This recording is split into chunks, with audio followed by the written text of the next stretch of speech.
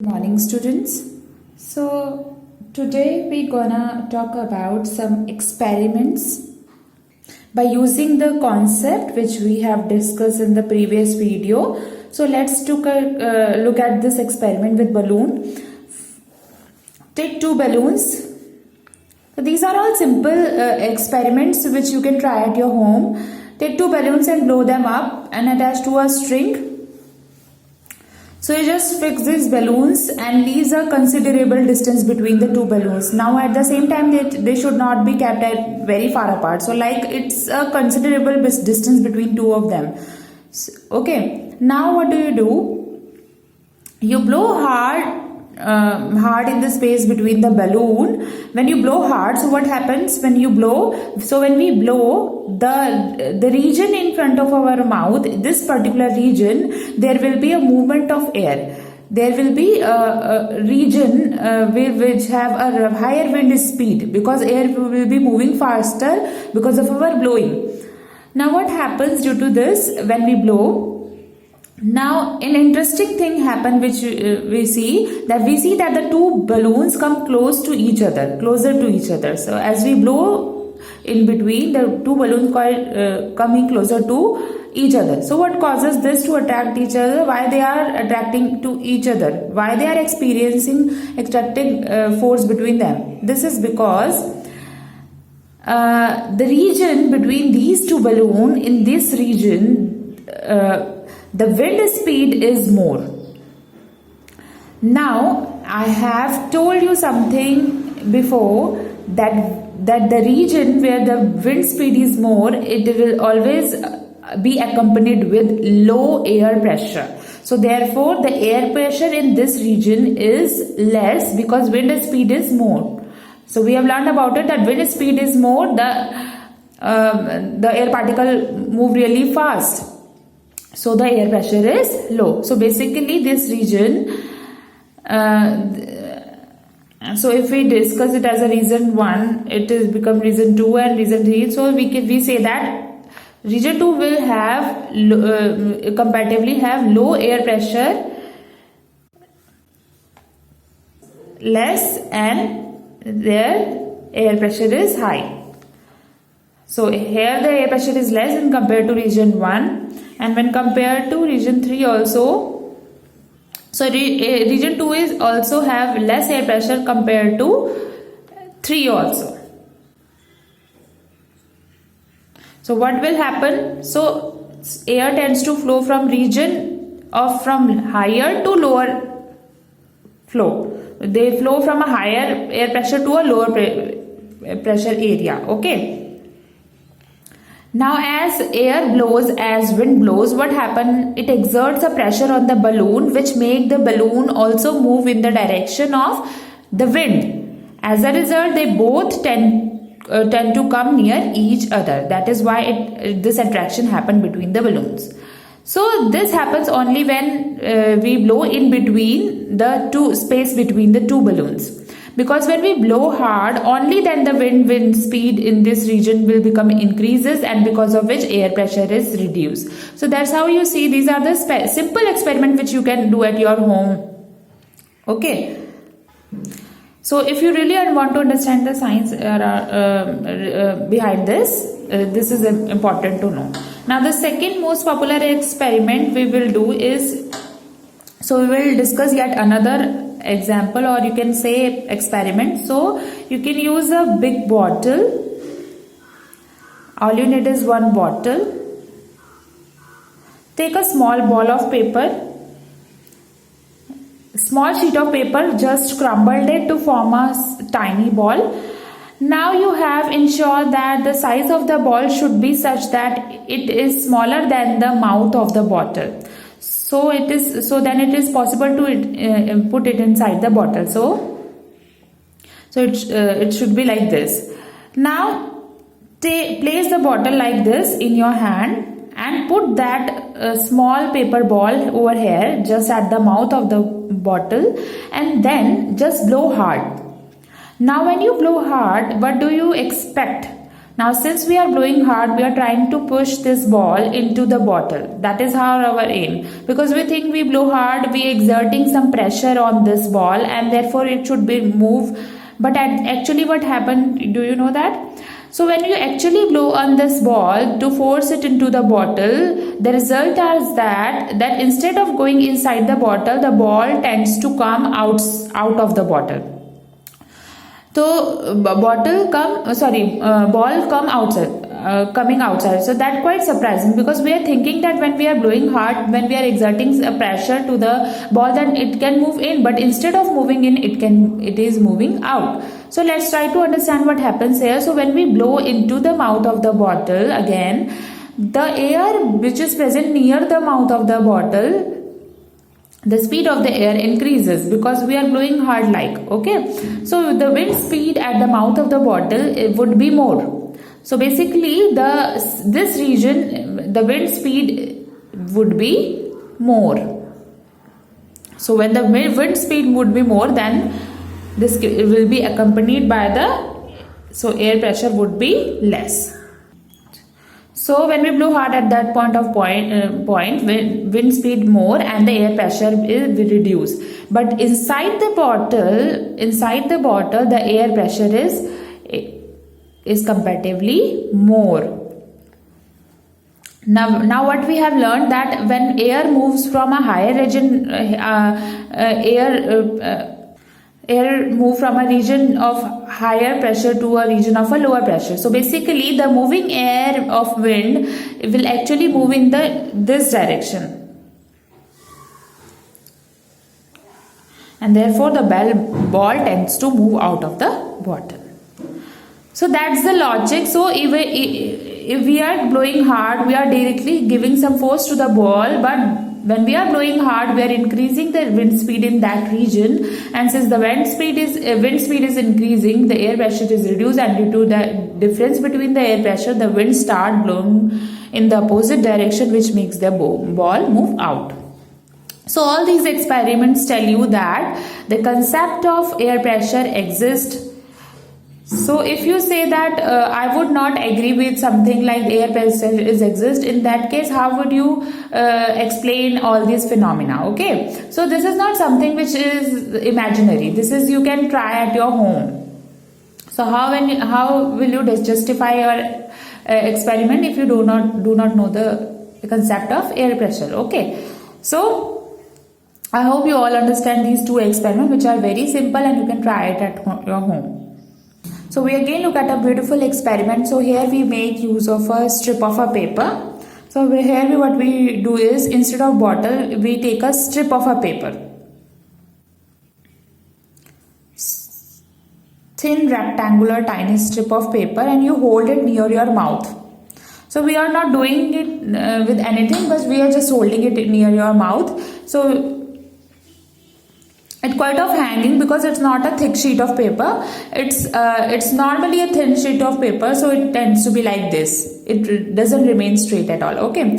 Now you just try to blow it. So when you try to blow it hard, in this case, what happens?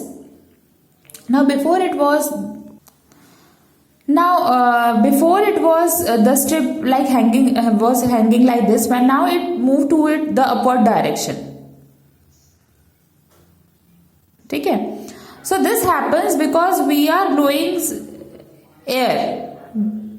Now we are not applying any pressure in this direction, because we are blowing in this direction, which actually make it go all the way down. But instead of moving down, it is coming up. Again here, when we blow hard, the wind speed in this region increases. So let's call this region as 1 and this region as 2. So the region above the strip of paper is the 1 and the region below the strip of paper is region 2. So when we blow hard, we actually blowing in region 1. So what happened in region 1 here, the wind speed increases, and when wind speed increases, it is accompanied by lower air pressure. So the air pressure decreases.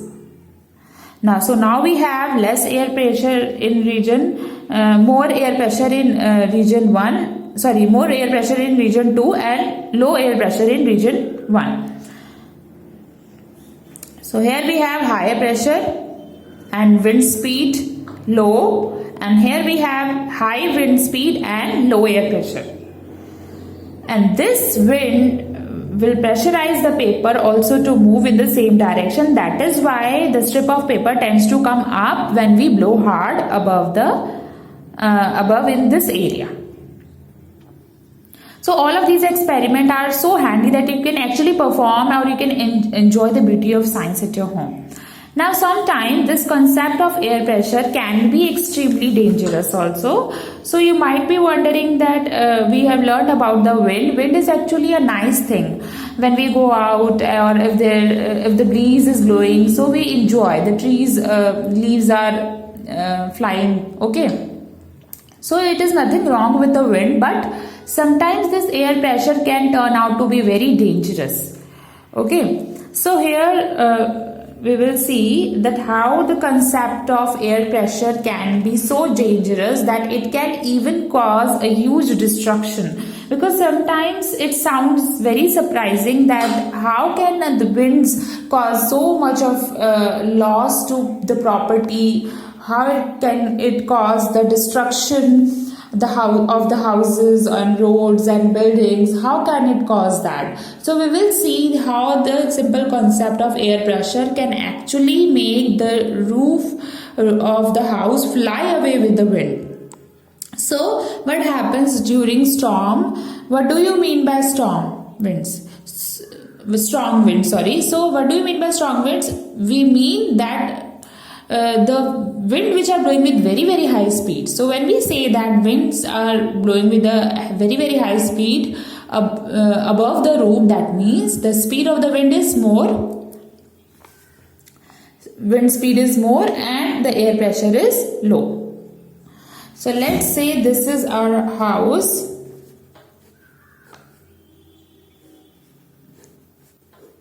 Since above the roof of the house, the wind speed is at a very high speed, so the air pressure is going to be less. But the air pressure inside the house is going to be more.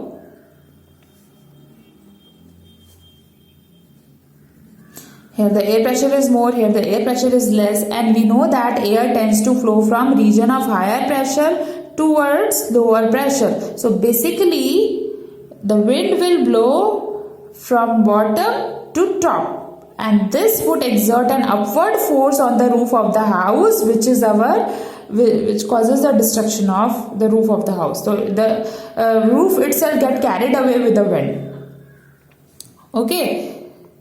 So only those houses will survive which are built in such a way that they can resist withstand the wind speed. So that's one thing.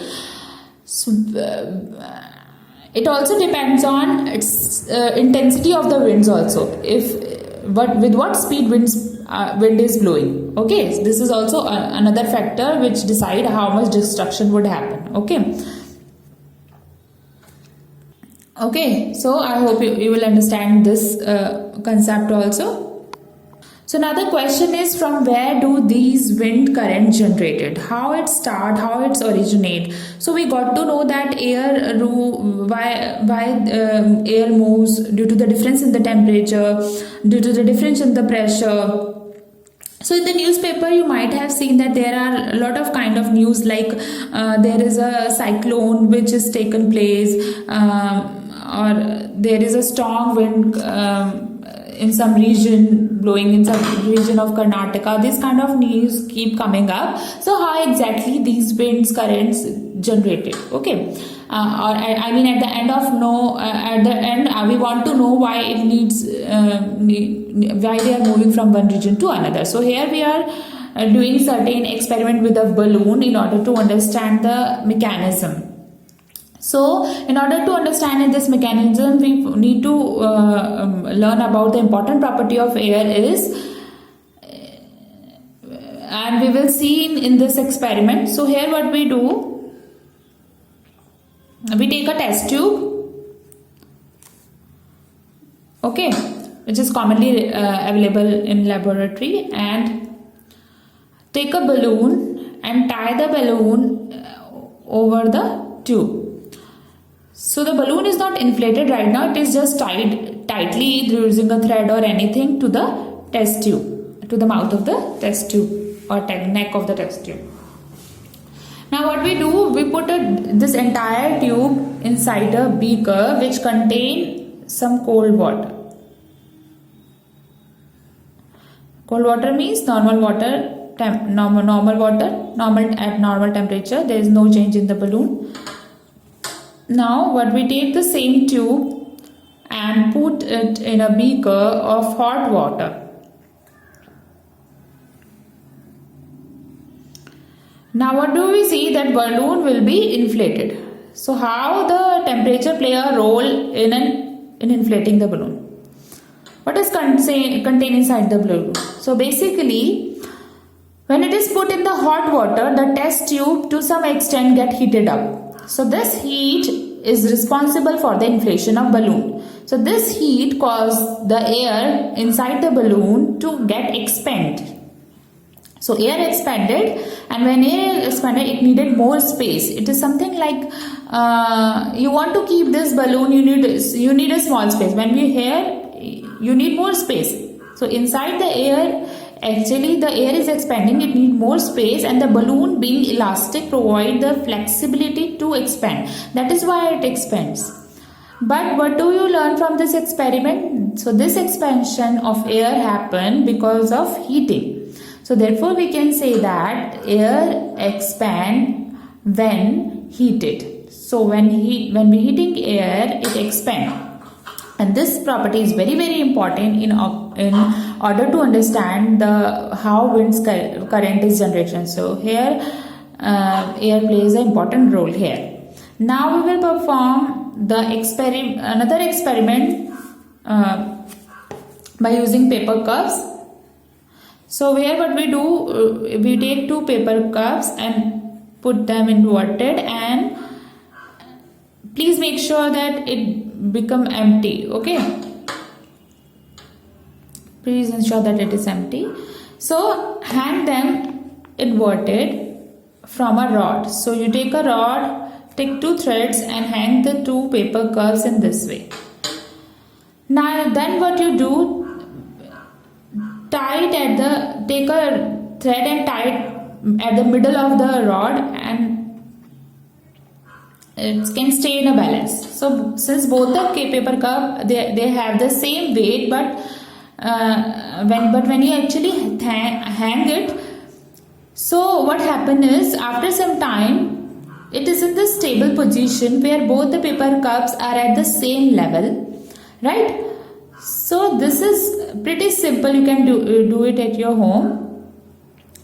Now what you can do is you place a burning candle below one paper cup, only one paper cup. So let's call this is 1, this is 2. Below paper 1 we have placed a candle. Now this is a flame of candle. What would happen? It will kind of heat up the air which is present in here. In the surrounding, it become heated up, and when air expands, so what do you think what will happen in this case? So as we start heating a paper cup 1, after some time what we observe that gradually the paper cup will move up and the entire balance of the two paper cups get destroyed. So the paper cup 1 is going up and the paper cup 2 is coming down. However, there is no external force being carried out between those two paper cups so the change to happen, but we only just providing the heat. So when this heat was provided, the air in this area got expanded, and where expanded it needed more space, so it created more spaces by itself and it pushed the paper cup 1 up. So that's why it moves up and it moves down. So the entire balance got disturbed. Okay. It is like the seesaw which you would have seen the children are playing in the gardens. So in this case, it goes up, it comes down, and the entire balance gets disturbed. So here also we see that this experiment also we understand that when we heat up the air get expand. Okay, so the logic behind this is pretty simple, that of expansion of air. So that's why the flame always moving up. Smoke tends to go up. When you burn a piece of paper, the smoke, where it tends to go up. You burn an incense stick, the flame or smoke goes up, because air expand on heating. Whenever you like in burning a paper, the air get expanded, and on heating the air become lighter and the warm air rises up. So the smoke which we see is nothing but a warm air which moves up because it become lighter. So I hope you all understand the concept that why the smoke from the industry or from home will always move up. Okay, so now we will be able to understand how the currents are generated. So let us look at the earth as a whole. Why being the currents, wind current generated? We need to have the basic knowledge of the geography, because the location of different part of the earth plays a very important role in this entire mechanism of wind current generation. So when you look at the entire earth, there is a certain region which we are going to talk about right now. So this central line which is at the middle of the earth, equator. And these two extreme sides are called pole. This is called North Pole and this is called South Pole. So when we talk about wind current, we are actually talking about the movement of air. And this movement of air is controlled by the sun. That is because the different region of the earth receive different amount of sunlight. That is because the shape of the earth. So earth is like a sphere. So obviously let's see that the sun is here. So the central part of the earth region here might be receiving more light as compared to the poles. This part receive more light. So wherever it receive more sunlight, what will happen into that part? Those region will receive more light. They will get more heated up, because the sunlight not only provide light, it also provide heat. So this region, the equatorial region, receive more heat. Therefore, the air which present in this region, this air will get heated up. So basically, the air get expand when heated up, and it become lighter, and it tends to move up. So the air from here, it tends to move upward direction or toward this direction. Okay. Now since the earth is also rotating and revolving, therefore basically the air is moving away from the equatorial region, or it is moving towards the pole. So this is what I am talking about, the warm air. So basically what is happening, the warm air is present at the equator. So from the equator, the warm air tends to move towards the North Pole or the South Pole. Now what happens to the cold air? Now as this warm air moves toward the poles, now at the poles it becomes too much congested, and it is something like somebody else coming to your house and taking your bed. So what happens to you? You need to find some other bed for yourself. So therefore what will happen to the cold air? The cold air, they start moving from the poles towards the equator, because their position is already been taken by the warm air. So at result, what happens?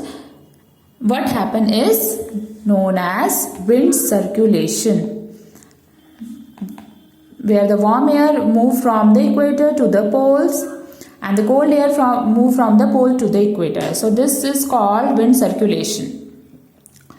Now looking at this logic, we understand that this warm and cold air will be flowing in the north-south of the direction, because this is like north pole and this is like a south pole. So either the air will be moving toward the south or towards the north pole, but every time it should be in the vertical direction, that is the north-south direction. So when we actually look at the direction, we see that it is not exactly the north or south, it is tilted. It is like neither exactly north, not exactly south, somewhere in between. Why it is so? That is because the earth is not constant. Earth is constantly moving. It is also moving around the sun. It is also moving on its own. So the different parts of sun of the earth will receive different amount of sunlight. So by property of its rotation and on its own axis, what happens is the earth is moving itself is moving like this. So like on its own, not exactly south, not exactly north, but slightly in between these two places. This is how wind current generated. So I hope this concept is clear to all of you, because it is very, very important. Generally the wind current. So here, what do you think that, what do you conclude, what is that factor which led to the generation of wind current? So the primary factor which is nothing but uneven heating of equator, because equator is more heated as compared to the poles. And why it has happened? Because of the shape of the earth. So due to which the circulation of air take place, and that result in the wind current. So uneven heating is the main cause behind the generation of wind current. So now we will talk about sea breeze, which tends to flow during daytime, and the land breeze in the next video. I hope you all understand the concept of wind, generation of wind, how wind current generated, or how wind current generate. If you have any doubt, you can ask me in your WhatsApp group. Thank you, students.